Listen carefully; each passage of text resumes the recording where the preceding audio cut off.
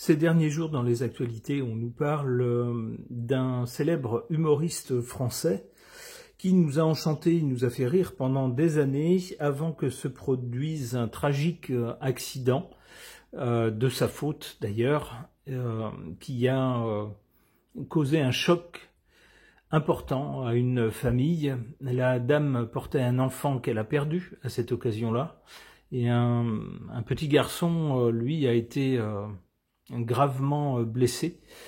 Il en porte des séquelles physiques et surtout, nous dit-on, aussi psychologiques, dont il mettra longtemps à se remettre s'il s'en remet jamais.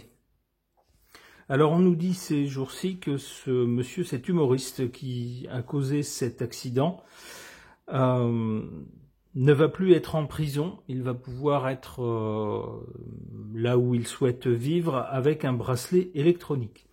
Donc on a tout un tas d'articles sur ce sujet, avec tout un tas de réactions. Il y a des gens qui disent c'est pas un tueur en série par exemple, donc il ne menace pas les gens dans la rue par exemple, donc il n'y a pas lieu de l'isoler, il faut simplement qu'il soit assigné à résidence par exemple. Et puis d'autres qui estiment que la justice n'est pas la même pour tout le monde. Alors beaucoup de cartomanciens, cartomanciennes ont fait des sujets sur ce monsieur. Quant à moi, donc je vais pas en rajouter une couche. Ces gens-là ont fait des vidéos tout à fait intéressantes. C'est des gens très compétents, donc bon, je vais pas rajouter ma pierre là-dessus. Mais par contre, ma pierre, ça tombe bien. Mais par contre, je voulais en profiter pour examiner le ciel de naissance de ce monsieur et voir ce qu'il peut nous dire à son sujet. On voit donc que lorsque ce monsieur est né, les planètes étaient disposées de cette façon-là autour de la Terre. Qu'est-ce qu'on voit? On voit le Soleil ici dans le signe du Bélier. Le signe du Bélier est un signe de feu. Le premier des signes de feu, c'est un signe très actif, bouillonnant d'énergie, qui aime la nouveauté, qui aime les sensations fortes, qui en général n'en a pas grand-chose à faire de ce que les gens peuvent dire ou penser. Et tous les gens qui se trouvent en face de lui ou qui lui conseillent de faire ceci ou de cela, c'est considéré comme des obstacles à dégommer. C'est un signe assez franc du collier. Et ce qui peut lui poser d'ailleurs problème parfois, c'est que justement, c'est un signe qui n'a pas beaucoup de recul. Je veux, je fais. J'y vais, je passe à l'action, sans beaucoup de recul. Il s'en mord parfois les doigts plus tard. Alors le sens du temps, de l'expérience, de prendre son temps, de jauger les choses avant d'agir et de décider, ça viendra avec le signe suivant, le signe du Taureau. Donc on a quelqu'un de avec une nature très énergique, avec le soleil en bélier. On voit ici que ce soleil en bélier tombe dans la maison 12, c'est pas la meilleure maison, c'est la maison des épreuves, des grandes épreuves de la vie contre lesquelles on ne peut rien. C'est aussi la maison des enfermements. Alors ça peut être enfermé dans un hôpital, ça peut être enfermé dans un lieu clos, comme un chercheur par exemple, qui va passer sa vie volontairement isolé et enfermé. Ça peut être également la prison. Bon, on y est. Que nous dit ce thème? Alors on voit que ce monsieur a donc ce soleil en bélier. Comment est-ce que ce soleil est relié aux autres planètes? On voit que ce soleil est bien relié ici par un sextile à la lune qui est au milieu du ciel. Alors le milieu du ciel, c'est l'ascension sociale, le point vers lequel on va, le descendant étant le point d'origine, la famille d'origine, les ancêtres, etc. Le milieu du ciel, c'est la vie qu'on se fait, en fait. Ici, on a la lune qui est conjointe au milieu du ciel. Alors, c'est un fort indice d'un métier où il y a un public, puisque la lune peut représenter un public. Et ici, la lune est bien reliée à son soleil. On a donc un indice de popularité. C'est le cas, c'est quelqu'un qui a été très populaire pendant toutes ces années, qui nous a fait rire avec ses bêtises, avec ses sketchs. Mais attention, ici, la lune qui se trouve au milieu du ciel, elle est bien reliée au soleil donc, mais elle est mal reliée en carré avec Mars. Il peut y avoir, de la part du public, à un moment donné, des attaques, une attitude hostile. Alors c'est ce qu'on a constaté suite à cet accident.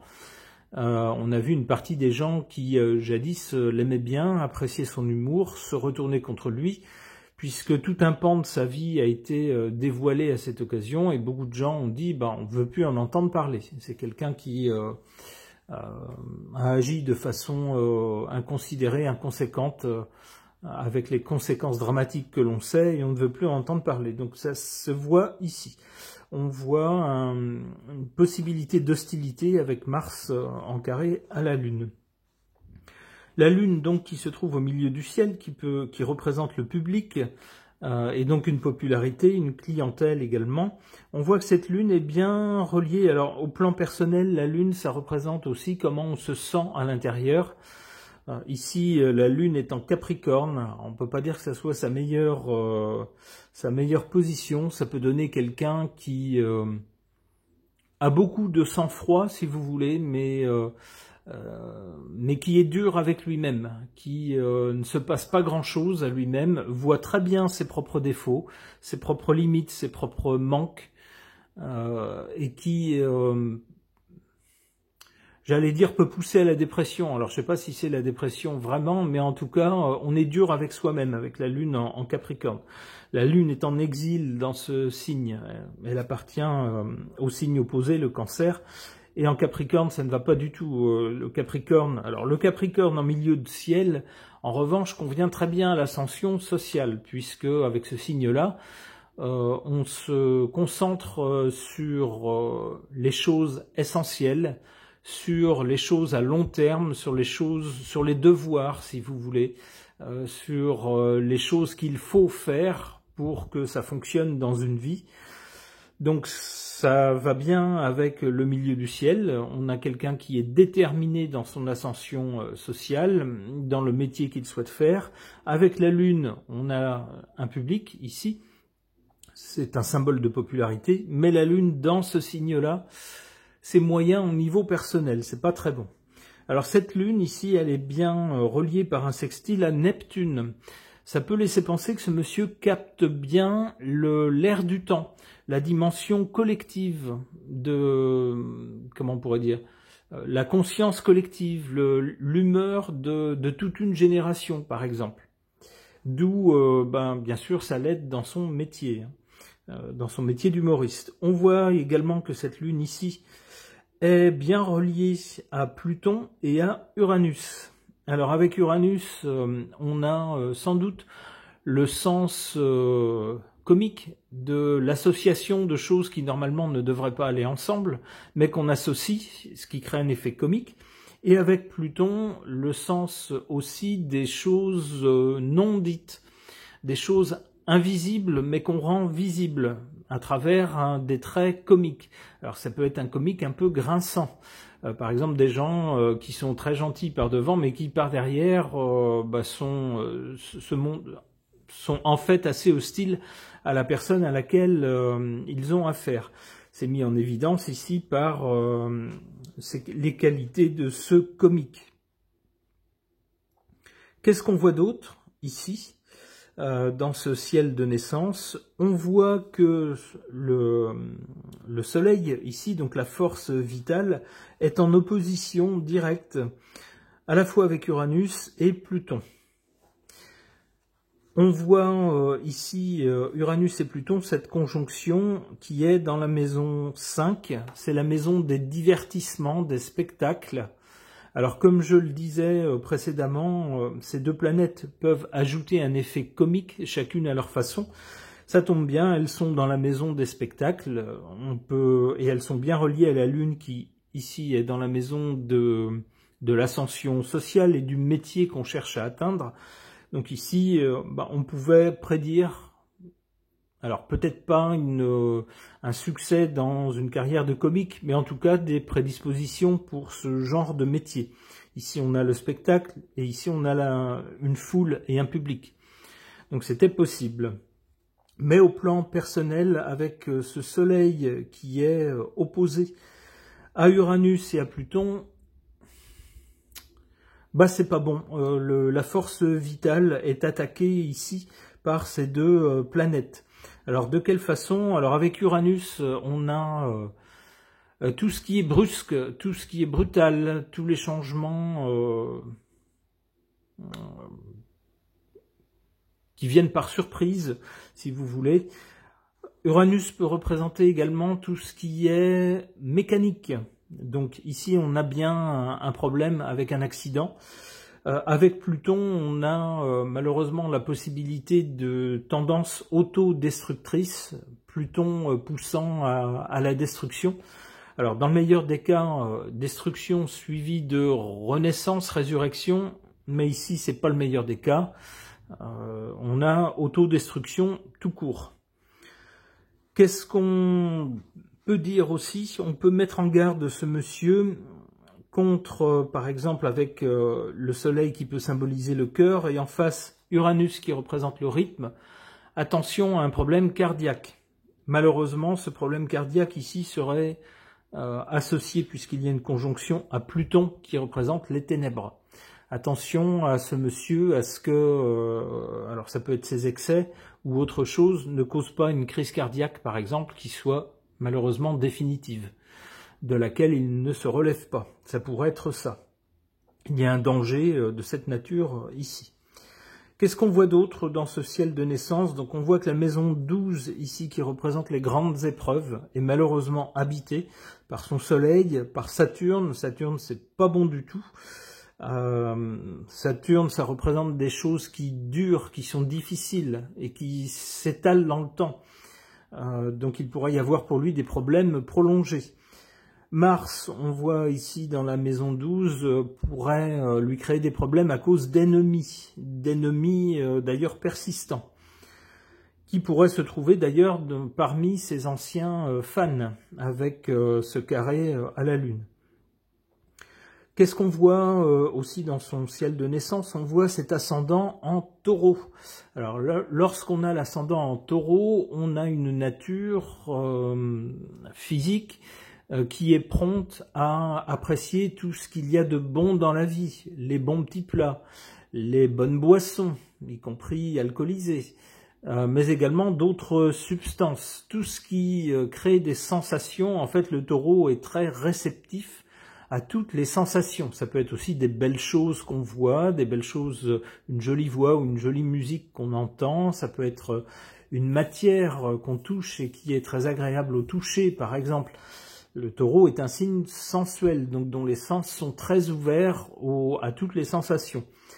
Et malheureusement, pour ce signe-là, ici à l'ascendant, ça peut créer des dépendances. Lorsqu'on est très très réceptif à certaines sensations, certaines sensations qui créent des états un peu spéciaux peuvent créer très vite une dépendance. On le voit ici d'ailleurs, puisque la planète maîtresse du Taureau est Vénus. Alors on va regarder où elle se trouve. Elle se trouve ici dans le signe des Poissons. Alors avec le signe des Poissons, c'est pareil. La dépendance, ça peut être un problème. Alors qu'est-ce qu'on voit d'autre dans ce ciel de naissance? On voit ici Jupiter en maison 5, Jupiter est en Lion. Il représente tout ce qui s'agrandit, tout ce qui s'étale, tout ce qui enfle, tout ce qui s'enrichit, tout ce qui prend de l'importance. Et ici, Jupiter est mal relié ici à Neptune. Neptune qui se trouve ici dans le signe du Scorpion, en maison 7. On peut avoir un problème alors avec la loi, puisque Jupiter représente entre autres la loi.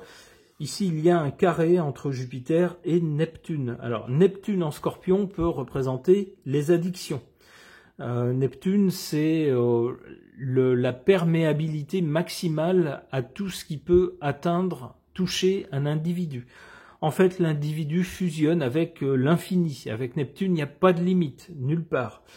Eh bien, dans le signe du Scorpion, ça peut représenter quelque chose de pas très sain, quelque chose, soit une substance infectieuse, ça peut être aussi des choses qu'on absorbe et qui sont pas très saines et qui peuvent créer des addictions. Ici, on voit le carré avec Jupiter, la loi. Donc j'aurais envie de dire à ce monsieur, faites attention à vos addictions. Ça peut vous mener devant un tribunal. Qu'est-ce qu'on voit d'autre? Sur le plan personnel, la Lune ici, donc, qui peut représenter l'archétype féminin, l'archétype de la femme, de la Lune, il est mal placé en Capricorne. On aurait un archétype féminin assez froid, assez stérilisant avec le Capricorne, signe froid, signe dur. Et en plus, ici, la Lune est en carré avec Mars. Il pourrait y avoir un conflit avec l'archétype féminin chez cet homme. Alors, je n'en dirai pas plus, chacun l'interprète à sa façon. Eh bien, je pense avoir fait grosso modo le tour du ciel de naissance de ce monsieur. Alors, malgré tout ce qui s'est passé, j'ose espérer bien sûr que ce n'était pas volontaire. On ne décide pas lorsqu'on a un accident qui implique d'autres personnes, même si on en est responsable, et c'est le cas. J'ose espérer qu'il ne s'est pas dit tiens, je vais foncer dans une voiture pour faire des victimes. On n'en est pas responsable. Je pense qu'avec cette lune en Capricorne, c'est quelque chose qui va longtemps lui peser sur la conscience. Ok, ce tour d'horizon de son ciel de naissance est terminé. Merci de l'avoir suivi.